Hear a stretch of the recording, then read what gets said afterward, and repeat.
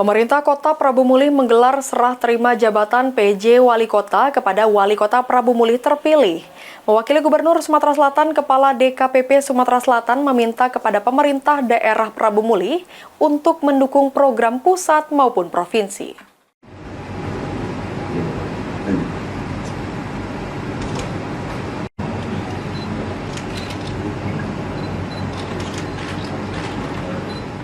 Pemerintah Kota Prabu Mulih menggelar serah terima jabatan PJ Wali Kota kepada Wali Kota Prabu Mulih terpilih. Serah terima jabatan Wali Kota dan Wakil Wali Kota Prabu Mulih periode 2025-2030 telah dilaksanakan pemerintah Kota Prabu Mulih. Dalam sertijab serah terima jabatan ini, mewakili Gubernur Sumatera Selatan kepada DKPP Sumatera Selatan meminta kepada pemerintah daerah Prabu Mulih untuk mendukung program pusat maupun provinsi. Ini dari saya ditugaskan oleh Pak Gubernur untuk mewakili beliau menghadiri acara serah terima dari pejabat kepada Pak Wali Kota terpilih dan sebagainya.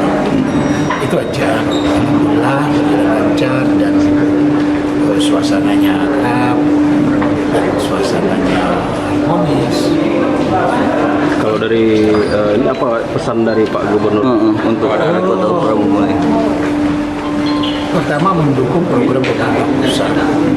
Kedua, yang kita lakukan harus kita sebagai pelayan, jadi harus mengutamakan kepentingan masyarakat dan juga tentunya mengajak seluruh masyarakat untuk membangun Prabu Mulih.